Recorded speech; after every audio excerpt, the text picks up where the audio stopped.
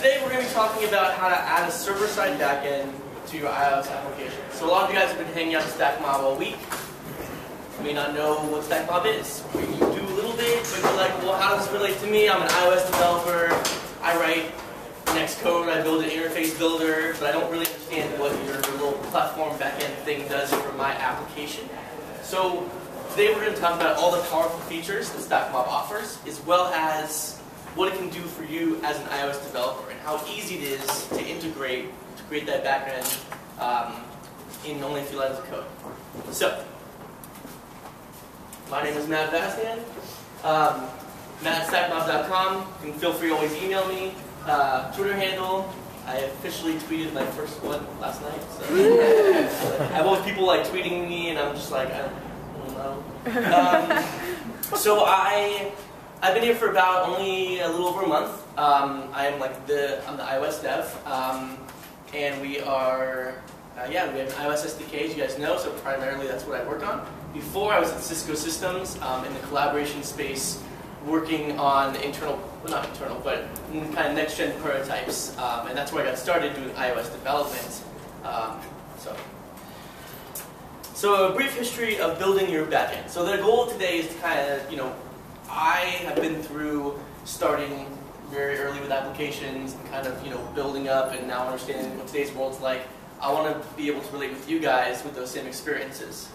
So, building your backend. Now, how does that work? How did that work a long time ago? So first we started with databases. Okay, so you're like, okay, I need to build a backend, I have an application, I need to store some data. So, I have Oracle and I have MySQL, and I'm going to pick one of these.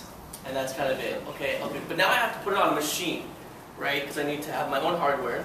So I can do Dell, I can use Intel, like what do I do? All these choices. I just really want to focus on the features and the user experience. Why am I worrying about all this stuff? So then we get to an era where we have things like AWS and iCloud. And now I can take my data and I can put it in the cloud and I can retrieve it. And so a lot of this database storage is taken care of for me, and I don't have to worry about it.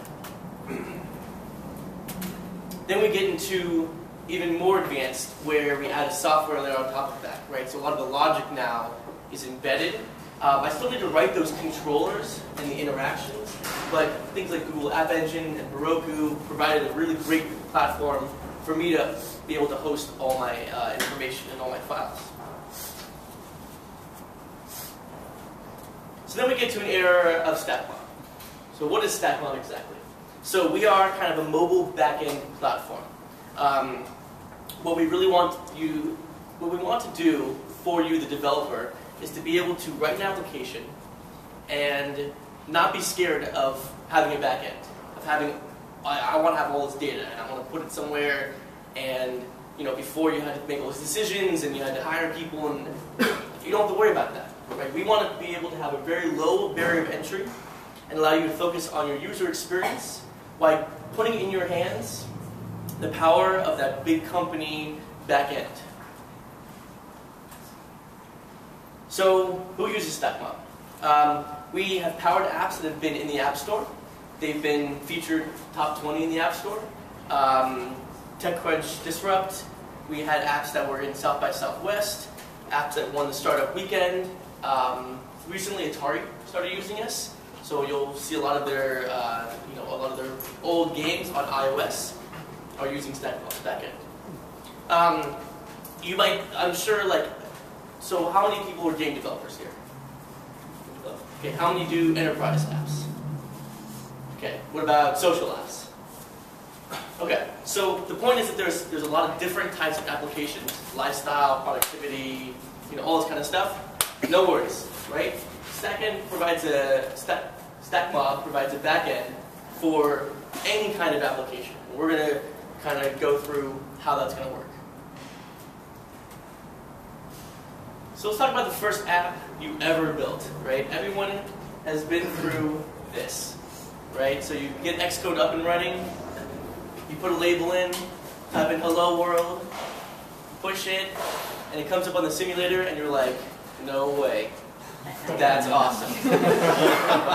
Nice. Very cool. But how does Twitter do their stuff? So we've all been through that process. And so you're like, okay, that's really great, but now I want to be able to say hello Matt, or I want to be able to change the background color of my application. And more importantly, what happens when I stop the application and use another application? When I go back, I don't have to reset. I don't want my users to have to reset everything. So then we learned about NS user defaults. With NS user defaults, oh, super simple way for me to store key value pairs. I can just load them up right afterwards. But everyone knows that that only goes so far, right? So we don't want to store passwords. We don't want to store all of our data on NS user defaults. What if I have some sensitive things, right? So NS user defaults not so security friendly, but for basic preferences, it's great. So what's the next level? So after this, you come to a point in your application where you say, I want to access data from multiple devices, and I want to have lots of features. And each feature I add, that's a new class, that's a new type of object, and that means more data. And eventually I want to have all these people using my application, and they all have different data. So this is a lot. I could do it myself by creating my own backend, but we all do not want to be like this guy, where we're sitting there saying, I focus on interface builder, I work on an app delegate, I really don't know the first thing about building a server or what I'm supposed to do or what of the 1,000, different cloud services I should use. I don't know. Don't wear that outfit. Yeah, and you don't want to wear that outfit while you're at home, which we know if you're building a database, you have to. So you want to focus on your user experience, right? You want to be able to have this awesome thing that you show people. Your users, they don't care what happens in the background. They don't even know what a backend means. Well, they think they have one, but that's a different part of their body. You want to be able to focus on what your application looks like and what it does for the user and the experience it provides for the people who use your application. So how are we going to do that? StackMob. So the great thing is that you can get your database up and running and run all these commands from your app delegate, from your view controllers. Super simple. So if you guys have recently downloaded StackMob, we just started configuring or installing with CocoaPods, which is a really great new thing that it's a library dependency manager and it makes embedding future dependencies really simple. So assume that you have your project ready to go with StackMob. Where do you start? So you come to a page called the StackMob configuration header file. And all you need to do is fill in the keys that you're provided with when you go on the Getting Started page on StackMob.com. That's it. Then all you need to do is anytime you want to use anything StackMob, use import stackmob.h. Chances are you're going to be importing your app delegate in every file anyway. So all you do is one line in your app delegate. That's it. Now you can use StackMob throughout your entire application. So how do I initialize my session with StackMob? So we've all seen these two functions, right? My application starts launched, and my application is going to terminate. All you need to make sure you do, start the session, and end the session. That's it. Very simple. 2 lines. So great. I've configured and I've initialized. You may want to make the text a little bigger. You got Control plus, Command plus.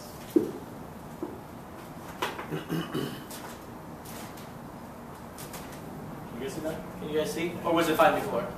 I could read it before, but Yeah. you can equalize it back here. Yeah. System preferences, there's like the accessibility thing that has zooming, which will do like a pixel zoom. Whatever. If you guys have trouble reading, just please feel free, interrupt me, we can zoom in. 2 lines of code I already have memorized. It's really that simple. So, okay. So the first thing you probably want to do is create, right? You have a few objects. You say, I want to store these on StackMob server so I can retrieve them later. Super easy. That's it. So what is this? So before I actually go dive into the code and show you what exactly is going on, I'm going to show you how it works in the application.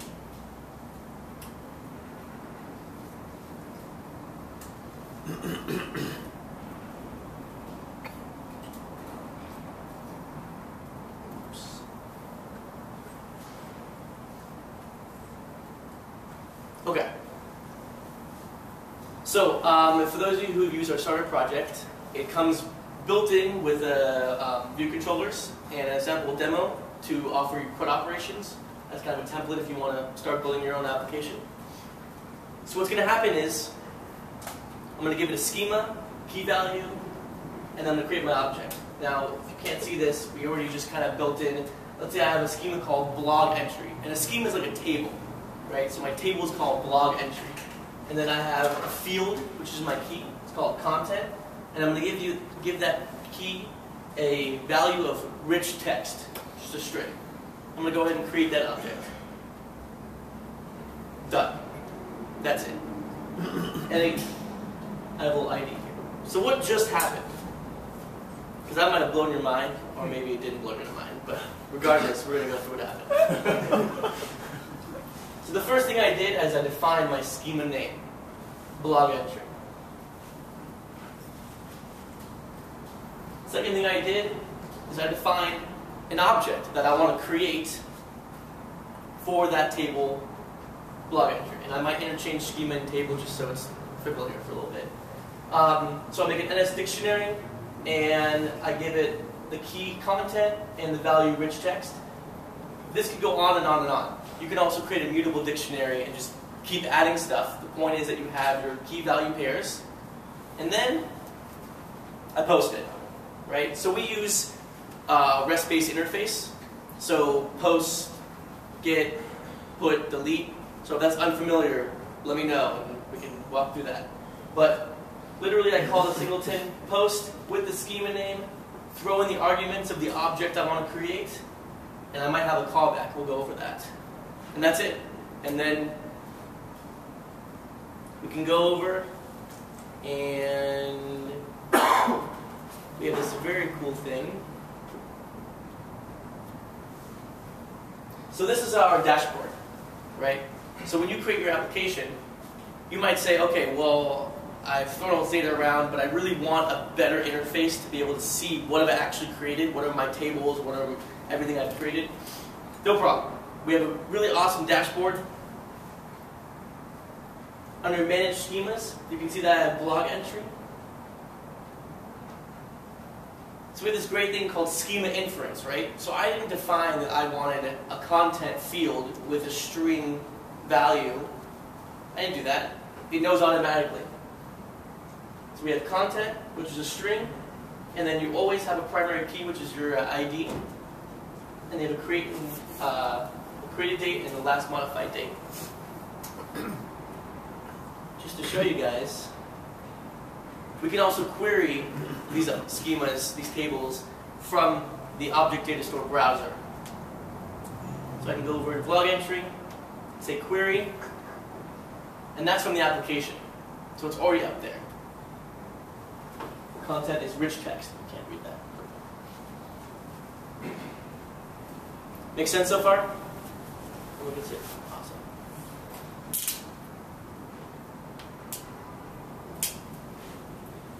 So like I said, here's our initial call.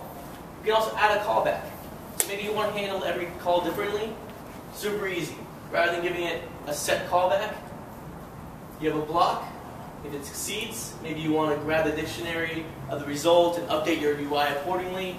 If it fails, maybe you have some error handling methods. No problem. And a lot of people use callbacks. That's it. Backend created. So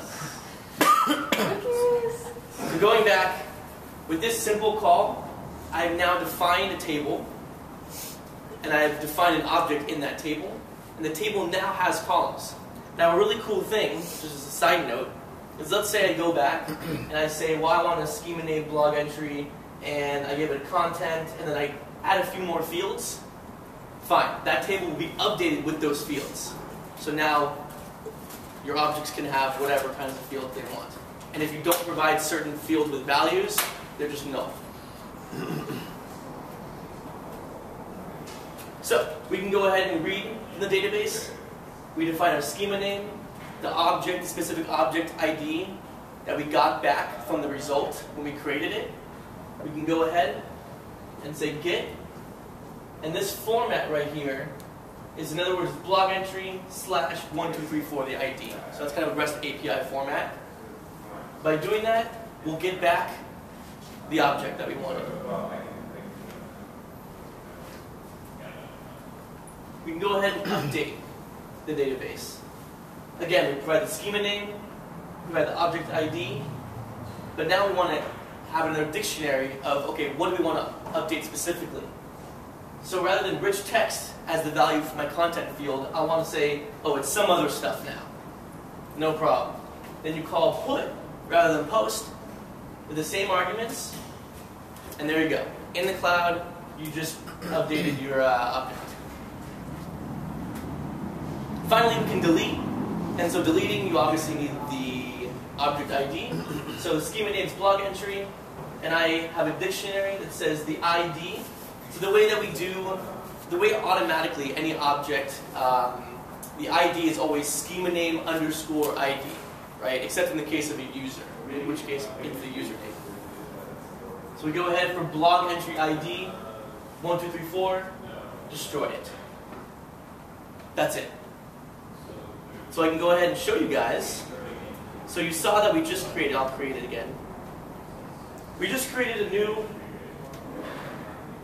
blog entry. We have an ID here. Next step, we're going to read. It's going to use that same ID to read with the code you guys just saw. Bam. That's the result that you would get back. I don't know if you guys... Yeah, it's hard to make this bigger.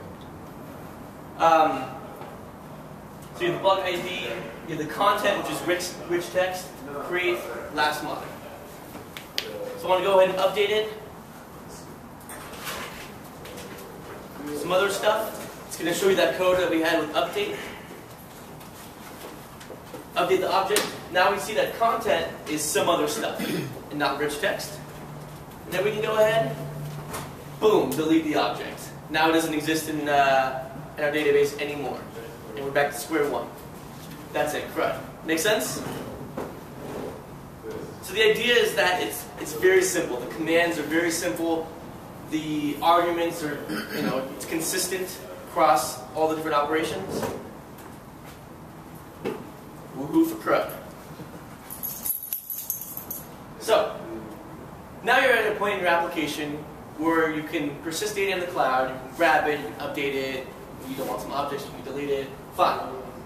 But, you guys are experienced app developers. You want to have the next, top app store app where you do all this crazy cool stuff. Most importantly, you need things like queries. You need things like relationships. What if I have a user and it has multiple to-dos, right? I want user authentication because security is a big thing for my users, and I want people being able to access other people's data. I want push notifications, and maybe I want Twitter and Facebook integration. I feel like that's a standard now for every app. You just do it. No problem. We can do a lot of stuff. So let's go through queries. So I have just a few examples of different queries we can do. If you want to talk later about specifically the list of queries we offer, we can talk offline, but basically for those of you who've worked with like MySQL, we can do almost any query you can think of. So field selection, so we have something called a StackMob query. So we instantiate that and we say, I want to set the selection to username and age. And then we perform a get with that query. And what that's going to give me is it's going to give me all the users, but only their usernames and ages. Right? Simple select. We can do an equality. So again, instantiate our StackMob query. We say the field age must equal 25, and we perform a get right? So we're fetching down all the users with age at least or equal to 25. We can also order by. So say I have a query and I want to return all the users, age 25, but I want to order it by first descending by created date, and then if there's conflicts, I want to do ascending by age. No problem. You set those up, run the git on the user. Same command every time. Does that make sense to everybody? Questions about queries? Cool. So let's talk about relationships. Something we all love. Like these people. So I have a user, his name is John, and he has to-dos, right? And so the to-dos here, we'll just say it's an array of to-dos by ID, so ID 1, ID 2. So how do I create this in code? I'll show you how we do it in code, and I'll show you how we can actually manually do it in the object browser for a little bit better interface. So first, we create our item. The action is my to-do 1. The priority is high. Then we create our second to-do. To-do 2, low priority. To-do 2 is the action. Put that in an array, and then post it. So I want to create a user. So I want to create these to-dos with this user with ID John. Does that make sense? Yeah. So what that's automatically going to do is say, okay, it's going to look at this and say, okay, so user John has many to-dos, and create that relationship instantly, which I think is a pretty powerful feature. Let's see. So let's show that.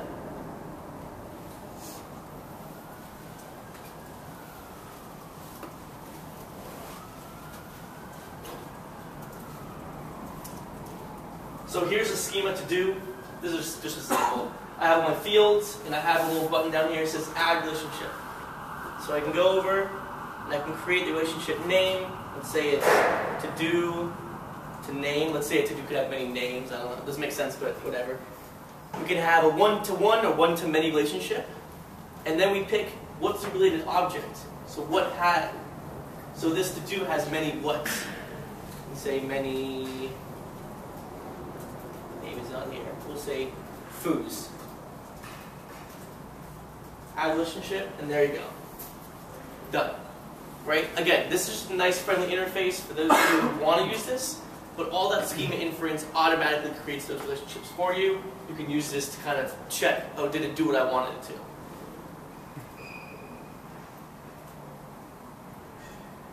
Make sense?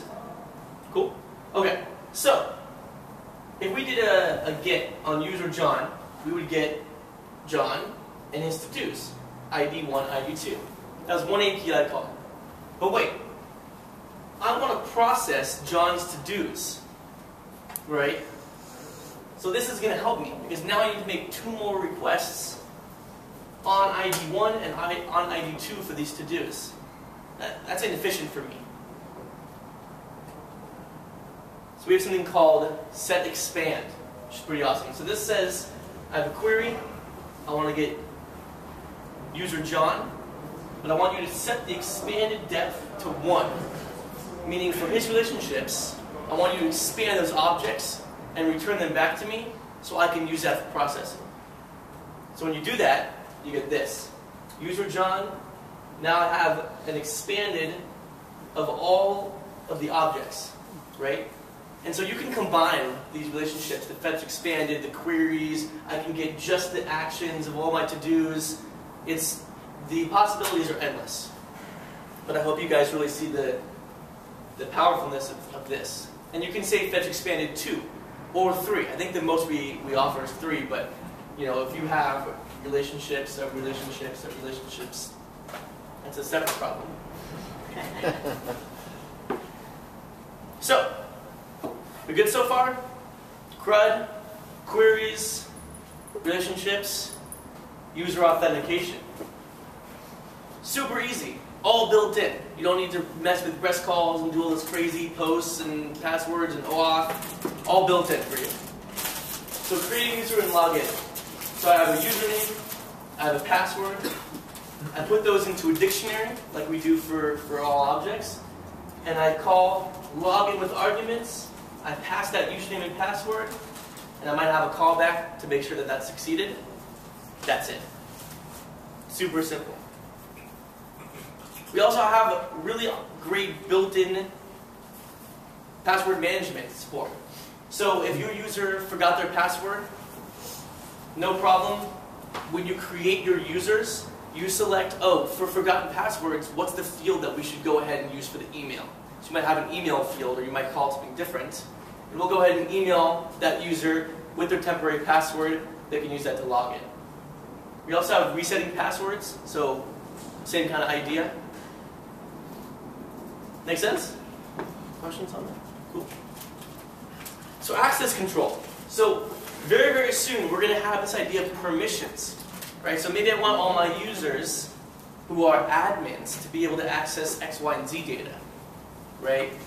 But I have just participants. Right? You can think of maybe a room, a multi-user chat room, where I have participants and moderators and admins and owners. I want them to be able to access certain data in my database, access control lists. So we're starting to build this out, and I think it's going to be a pretty powerful feature once it's iterated on a few times. So custom code. So custom code, I think, is one of the biggest differentiators that we at StackMob offer. Custom code is the idea of, let's say, so I've shown you queries, relationships, CRUD, but when I make a request, I want to aggregate some data, or I want to run some business logic. But it doesn't make sense to me to put this in the client. It's a more server-side thing. No problem.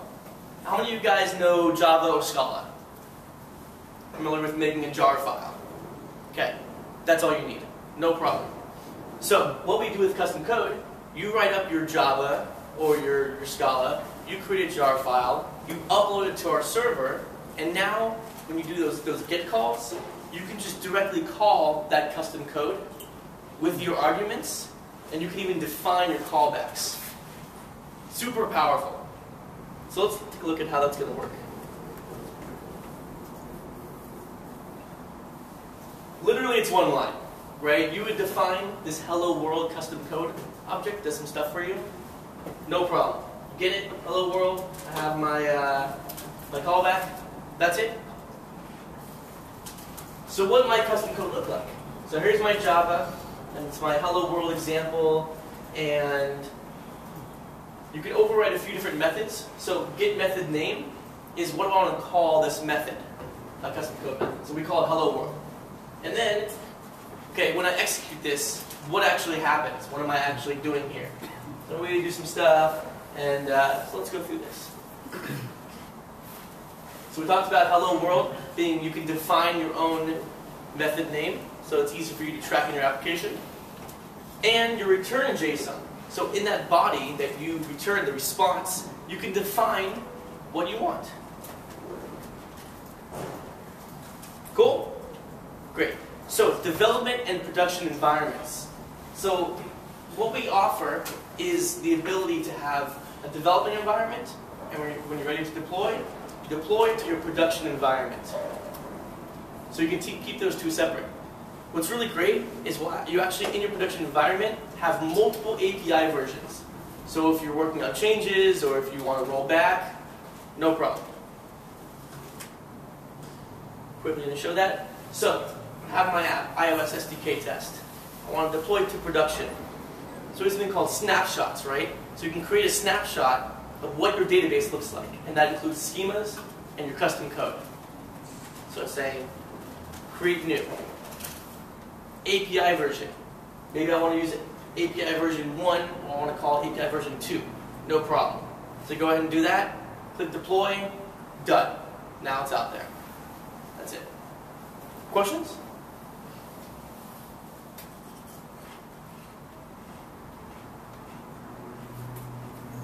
So we talked about API versions, backward supporting old clients, and allows you to have 2 different types of APIs out there at one time, which I think is pretty awesome if you're working on certain features. So I think a really important thing is time to remarket. So we write our iOS applications and we send it to the App Store. When does it come back? You don't know, right?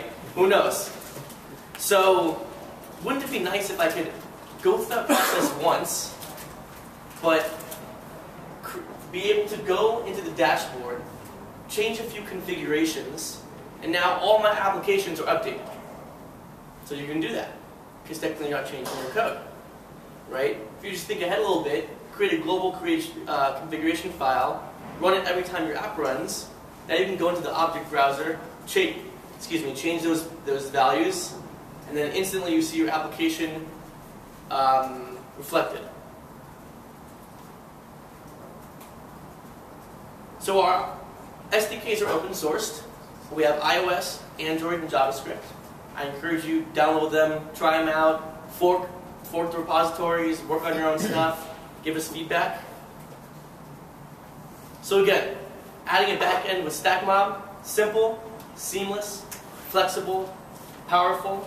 Most important, we want you to be able to use StackMob for free when you're starting developing your app, and then watch it grow. And we want to help you grow. That's why we offer things like API versioning and deployment in production environments.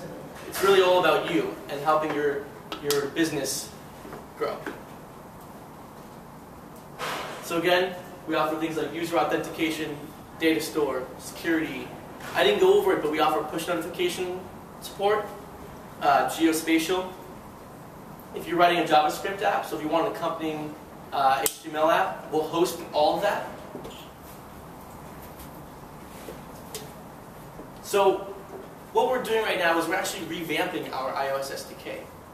It's actually a prime time as iOS developers. If you want to have feedback on a project, this is a great time. We're working on adding lots of new features, and we'd love to hear from you, okay, what's really important to me as a developer? What are like big frameworks I want to know about? Am I really interested in certain patterns in my API? Am I really into core data and I want to, have offline sync and stuff like that? So we're working really hard to get a new version of the SDK out as soon as we can. But this is a great time to get input from you guys on what you want to see, so we can hopefully embed that. That's it.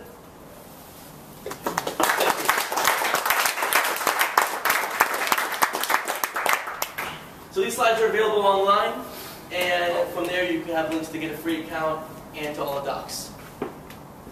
That's it. So, if you guys have any questions, how was that?